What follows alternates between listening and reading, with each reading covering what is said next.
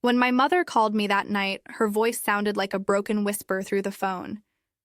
Sweetheart, it's about Denise. I remember pausing mid-stir, the smell of garlic butter thick in my kitchen. I was making dinner for my kids. Spaghetti, the one meal I could always manage after work. My mom rarely called at night unless something was wrong. She's in kidney failure, she said, her words cracking on the last syllable. They're looking for a donor. And you might be a match. The wooden spoon slipped from my hand and clattered against the pot. Me? I could almost hear her nod through the silence. Yes, they said it's rare, but your blood type matches hers. She needs it soon, honey. She doesn't have much time. For a moment, I stood there, staring at the steam rising off the stove. Denise, Mom's best friend. The woman who'd been in our lives since I was a teenager. She came to every holiday dinner, every family barbecue. When my dad left, she was the one sitting next to Mom on the couch, holding her hand, wiping her tears. I never questioned their closeness. Mom called her the sister I never had. But the way she said she doesn't have much time, it sounded like she was pleading for her own life, too. Back then, my life was ordinary. I was 32, divorced, working at a community clinic as a nurse's aide. My world revolved around my two kids, Ethan and Lily. We lived in a small, sun-touched townhouse on the edge of town.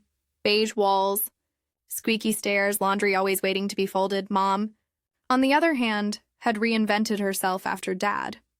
She was 60, silver-haired but vibrant, always hosting charity events, gardening, smiling too brightly for someone who'd been through heartbreak. And Denise? She was quiet, reserved, the complete opposite of Mom's sparkle. Still, they were inseparable. Church together, shopping together, sometimes even traveling for women's retreats. So when Mom told me Denise was dying, I didn't hesitate. She had always been kind to me, to the kids. Of course I'll get tested, I said. If I'm a match, I'll do it. Mom sobbed through the phone, "You're my angel baby.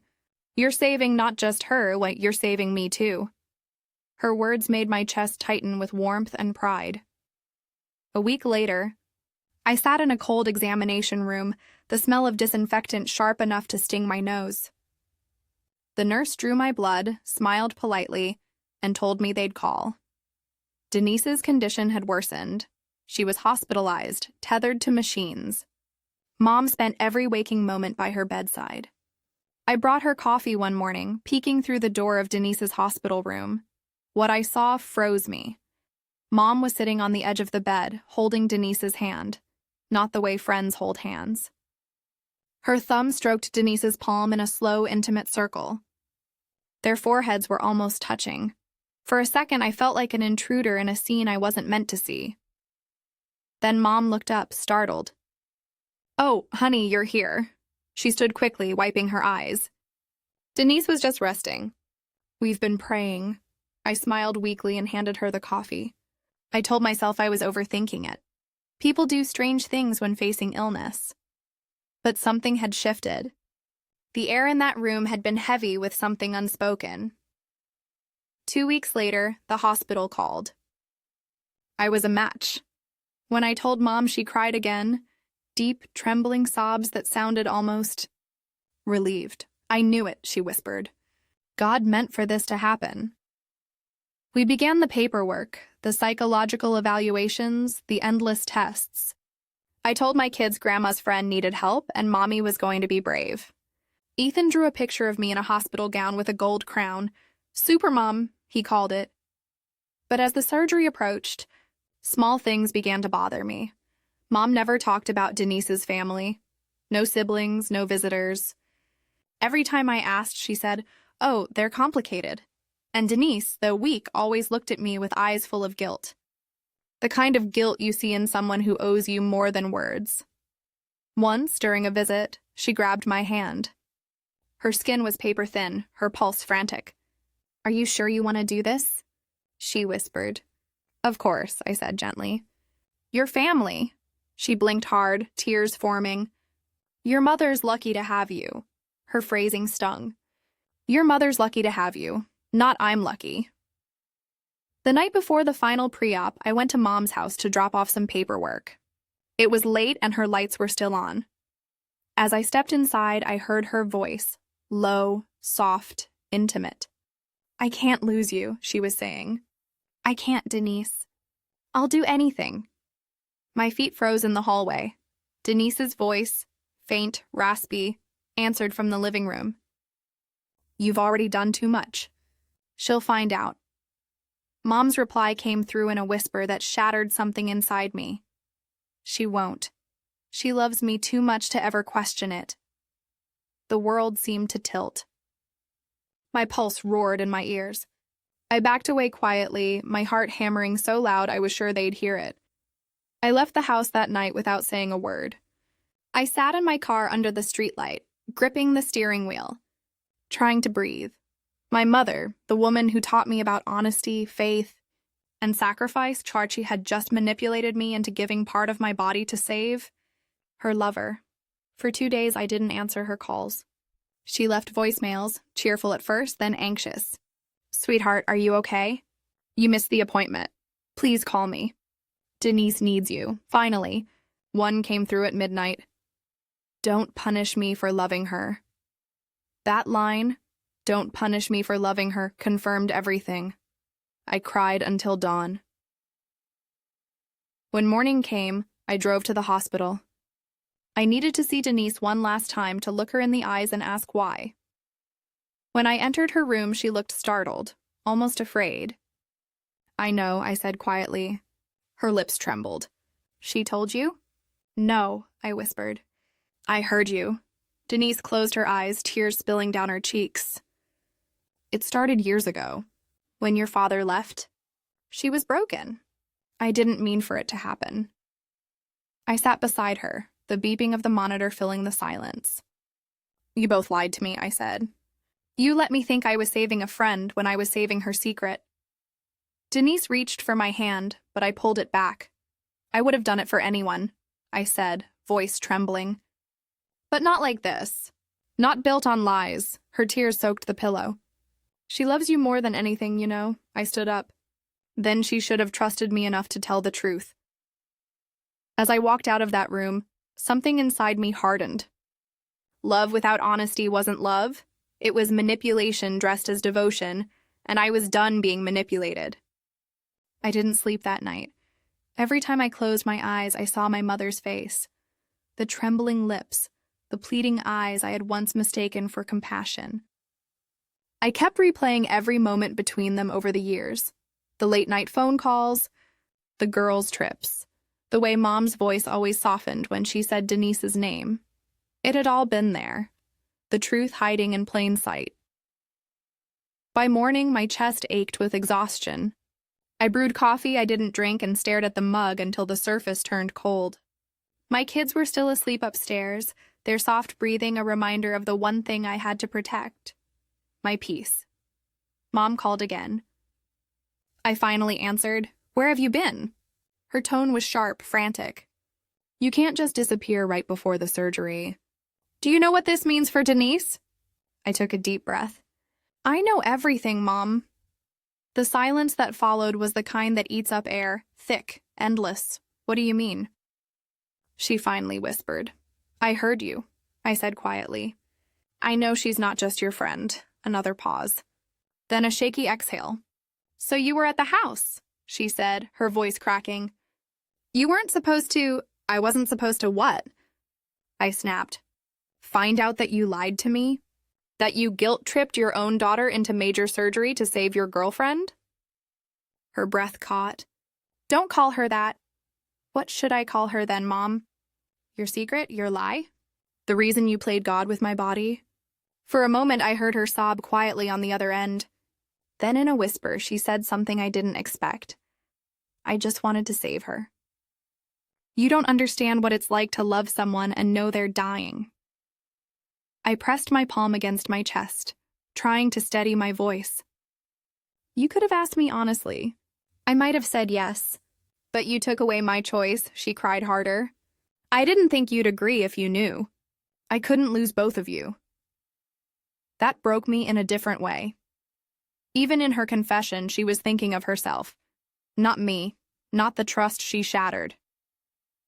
"I'm not coming to the hospital," I said. "Find someone else," her scream echoed through the phone. "You can't do this. You're condemning her." "I'm not God," I whispered. "And I'm done being your sacrifice." Then I hung up. For days, I avoided her. She left messages, begging, apologizing, bargaining. "She'll die without you, Sarah," one said. "You're the only match." But I couldn't unhear the truth. I felt torn between guilt and anger. Guilt for pulling away from a dying woman. Anger for being manipulated by the person who gave me life. At night, I'd sit on my porch after putting the kids to bed. The air would hum with crickets, and I'd replay Mom's words. "You don't understand what it's like to love someone and know they're dying." Maybe I didn't, but I knew what it felt like to love someone and realize they'd never respected you enough to tell you the truth. A week passed. One afternoon, my younger brother Matt showed up unannounced. He was 2 years younger, easygoing, always the peacemaker. "Mom's a wreck," he said as soon as I opened the door. "She hasn't slept in days. She says Denise is getting worse." I crossed my arms. "She should have thought about that before lying to me," he sighed. "Look, I get it. What she did was wrong. But can't you separate her mistake from someone's life? Denise is innocent in all this."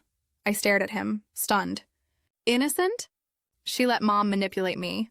She could have told me the truth." He rubbed the back of his neck. "She thought Mom already had." "She's not the villain here," I shook my head. "You don't get it, Matt. It wasn't just about a kidney. It was about trust. About being used." He looked at me for a long moment. "Mom said you've changed." "I have," I said softly. "For once, I'm choosing myself." He left without another word. That night, I cried harder than I had in years. Because beneath all the anger, there was grief. The kind that comes when you realize the person who raised you might never see you as your own person. Days turned into weeks. I returned to work, buried myself in tasks, tried to quiet the storm inside. Then one morning, my supervisor handed me an envelope. "Delivery for you," she said. It was from the hospital. Inside was a letter signed by Denise. The handwriting was faint and shaky. "Sarah, I didn't have the right to accept your kindness under false pretenses. I wanted to tell you the truth, but your mother begged me not to.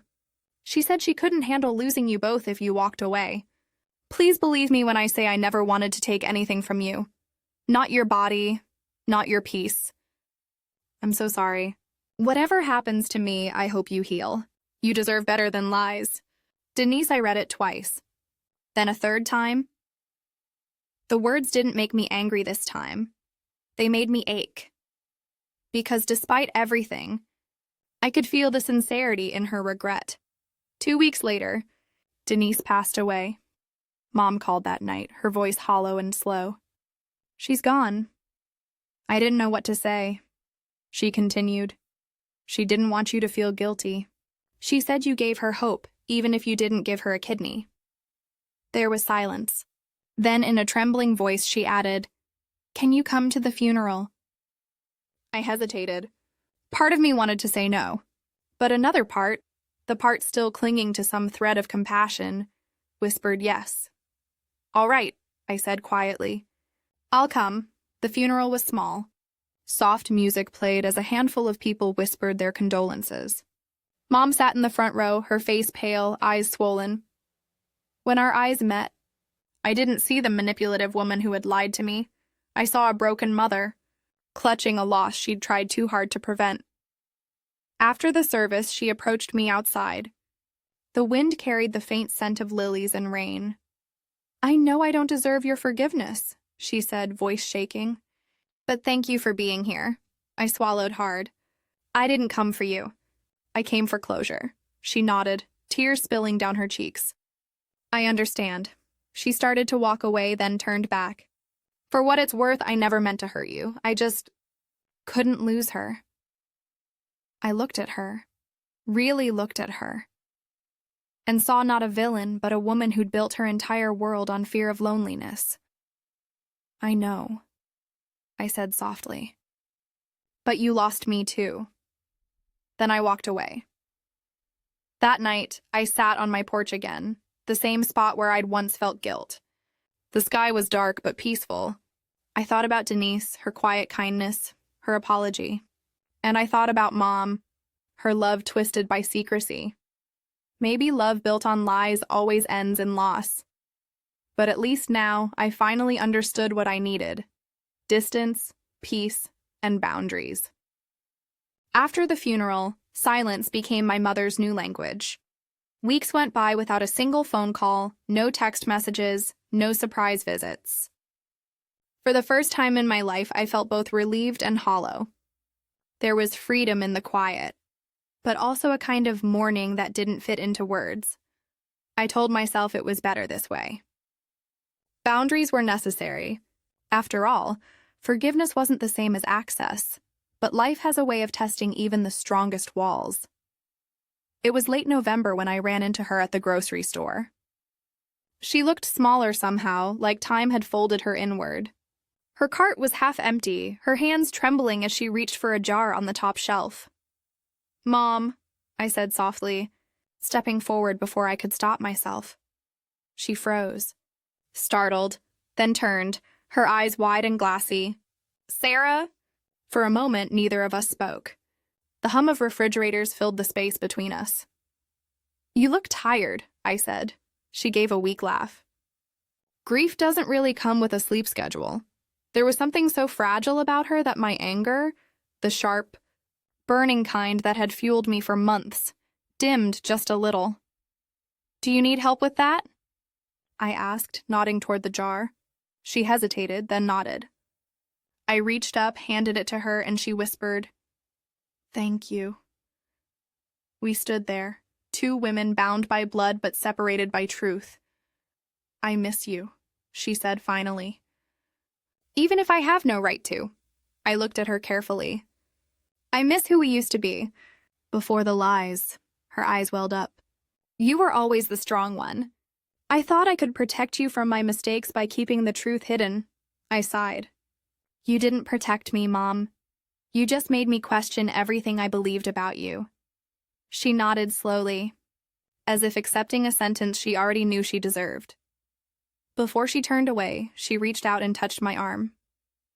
"I'm proud of you, you know.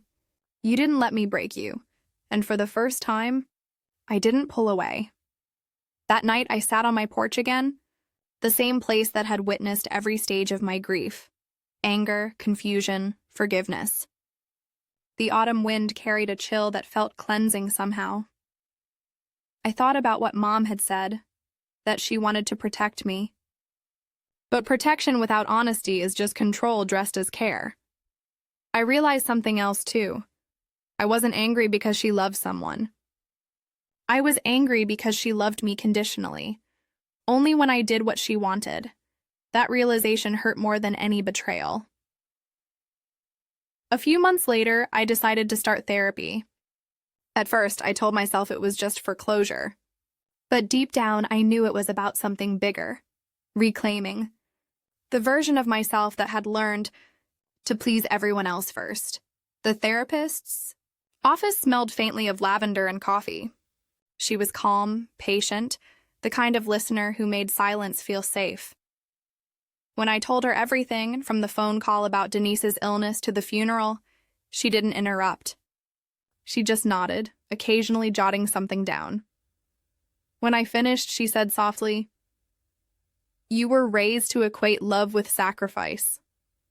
But healthy love doesn't demand parts of your body, or your soul, as proof." Her words hit me like a weight lifting. All my life, I had been trained to be the fixer. When Dad left, I was the one who comforted Mom. When she cried, I wiped her tears. When she stumbled, I steadied her, even as an adult. I had taken that role willingly, until it almost cost me a piece of myself. That session was the first time I said it out loud. I'm tired of being the cure for other people's pain. And I meant it. With time, healing didn't look like forgiveness. It looked like distance. It looked like choosing when to pick up the phone and when not to. It looked like sending her a Christmas card instead of sitting at her table pretending we were fine. Sometimes boundaries are the kindest kind of love, for both people. Mom eventually moved out of her old house. She told me she couldn't bear to live somewhere that still smelled like Denise's perfume. I helped her pack a few boxes one afternoon, quietly, politely, like two acquaintances navigating fragile ground. At one point, I found a photo in a drawer, Mom and Denise at the lake, laughing, their arms around each other. I handed it to her gently. She smiled through tears. That was the last day we were truly happy. I nodded. I'm glad you had that. She looked at me for a long moment, searching my face. You've grown so much stronger than me. I had to, I said softly. You taught me how, even if you didn't mean to. Over time, the ache dulled. There were days I missed her calls, her laughter, even her meddling. But I learned to live with the quiet, to find peace in solitude. Sometimes when I'd visit the lake with my kids, I'd think about Denise. I never hated her, not really. She had been trapped too, between love and shame, between truth and survival. I'd tell my children stories about kindness, about honesty, about courage, and each time, I realized those stories were really for me, because healing isn't forgetting what happened. It's learning how to live without carrying it everywhere you go. A year later, Mom invited me to lunch. It wasn't dramatic, just a simple meal at a small cafe downtown. She looked healthier, calmer. We talked about the kids, my job, the weather. The conversation was light, careful, like two people testing the strength of a bridge after a storm. When we were done, she reached across the table. I don't expect us to go back, she said, but I'd like to move forward. I looked at her hand, older now, lined and trembling, and covered it with mine. Moving forward sounds right, I said. We didn't talk about Denise again. We didn't need to. Some truths no longer require words once you've made peace with them. That night, I stood by my window, watching the rain streak down the glass. The city lights blurred into gold and silver threads, and for the first time in a long time, I felt still. I thought about the version of me who almost gave away her body to fix someone else's pain, and I whispered to her, quietly, gently, you did the right thing. Because love built on lies always demands more pieces of you until there's nothing left. And I was finally whole again. That's what healing looks like, not erasing the story, but learning to live without letting it define you. There are nights when I still think about her. My mother sitting in that hospital chair, holding Denise's frail hand. I used to see betrayal in that image. Now, I see two women trying to love in a world that never gave them permission to do it honestly. For years, I thought the pain came from what she did to me. But now I realize it also came from what she couldn't do for herself. She couldn't be honest about who she loved. She couldn't bear the shame she imagined. And in trying to hide, she dragged me into her secret storm. It doesn't excuse what she did, but it helps me understand it. And sometimes, understanding is the quietest form of forgiveness. I don't hate my mother anymore. I don't idolize her either. I simply see her, flawed, human, broken in the ways we all are. That's how healing begins, when you stop needing the people who hurt you to be either monsters or saints. Last spring, she called me while I was planting flowers in the garden with Lily. I just wanted to hear your voice, she said. I smiled faintly. I'm here, Mom. We talked for 20 minutes about nothing and everything, about the garden, the kids, the weather. She didn't bring up the past, and neither did I. We didn't need to. Sometimes peace doesn't come through grand apologies or dramatic reconciliations. It comes in the ordinary, in talking about tomatoes instead of trauma, in the sound of a steady voice on the other end of the phone. When we hung up, Lily looked up at me and asked, Grandma's okay now? I nodded. She's trying to be, and maybe that's enough. I still have the hospital bracelet they gave me during the donor testing. It sits in a small box on my dresser, a reminder of the day I learned the hardest truth. that love built on lies can cost you more than your health. It can cost you your sense of self, but it also reminds me of something else. That even when love fails us, integrity can save us. I didn't give Denise my kidney, but I gave myself something just as vital, the right to live a life that's honest. Now, when I look in the mirror, I see a woman who isn't defined by betrayal or guilt or sacrifice. I see someone who learned that choosing yourself doesn't make you selfish. It makes you whole. Sometimes, when I sit by the lake at dusk, I watch the sun sink into the water and think of Denise's gentle voice, her apology, and my mother's trembling confession. I imagine they're both at peace now, one beyond this world, the other still learning how to forgive herself in it. The breeze carries the scent of lilies, and I whisper, I forgive you, not for them, but for me. Because forgiveness isn't about forgetting. It's about releasing the weight of the story so it no longer controls the ending. I don't know what healing looks like for everyone. For me, it looks like quiet mornings with my children, the smell of coffee, the warmth of sunlight through my curtains. It looks like boundaries that no longer feel like walls, but like doors I can open or close without guilt. If you've ever loved someone who broke your trust, I want you to remember this. You are not cruel for walking away. You are not cold for protecting your peace. You are not heartless for saying no more. You are human, and you have the right to stop bleeding for people who keep handing you the knife. Would you have done what I did? Would you have saved her, even after learning the truth? Or would you have chosen, like me, to finally save yourself? Tell me in the comments. I'll be reading. And if my story touched your heart, don't forget to subscribe for more true stories like this one, because somewhere out there, someone needs to know they're not alone.